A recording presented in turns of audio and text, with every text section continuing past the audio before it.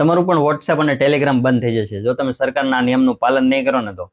હવે આપણને બધાને ખબર જ છે કે આજકાલ વોટ્સએપ અને ટેલિગ્રામ ઉપર કેટલી બધી ફેક લિંક્સ આવે છે, ફોટોઝ આવે છે, પીડીએફ આવે. આ બધી વસ્તુમાં આપણે ક્લિક કરીએ ને એટલે આપણા બેંક બેલેન્સ ખાલી થઈ જાય. આપણે બધા બેંક એપ્લિકેશન વાપરતા હોય જેમ કે ફોન પે હોય, ગૂગલ પે હોય કે કોઈ પણ બેંકની એપ્લિકેશન યુઝ કરતા હોય ને એમાં તમારા મોબાઈલમાં ફરજિયાત સિમ કાર્ડ હોવું જોઈએ. જો તમે સિમ કાર્ડ કાઢી લો ને તો તમારા મોબાઈલમાં એ એપ્લિકેશન કામ ન કરે અથવા તમે કોઈ પણ પૈસાની લેણદેણ અથવા ટ્રાન્ઝેક્શન ન કરી શકો. એટલે સરકાર એવું વિચારે છે કે ભાઈ હવે આપણે વોટ્સએપ અને ટેલિગ્રામમાં પણ આવી ફીચર લાવીએ કે ભાઈ તમારા મોબાઈલમાં તમે જે નંબરથી વોટ્સએપ યુઝ કરતા હોય એ નંબરનું સિમ કાર્ડ તમારા મોબાઈલમાં ફરજિયાત હોવું જ જોઈએ. જો તમે સિમ કાર્ડ કાઢી લો તો તમારા મોબાઈલનું વોટ્સએપ અથવા ટેલિગ્રામ બંધ થઈ જાય.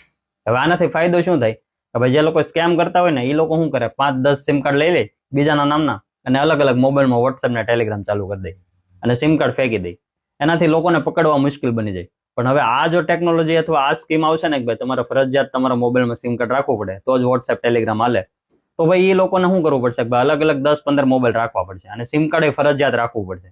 એટલે આ બાબતે તમારું શું કેવું છે કે ભાઈ સિમ કાર્ડ વગર વોટ્સએપ ચાલે એ સારું કહેવાય કે સિમ કાર્ડ હોય તો જ વોટ્સએપ હાલવું જોઈએ એ વસ્તુ સારી કહેવાય? તમારો અભિપ્રાય કમેન્ટમાં જરૂરથી જણાવજો.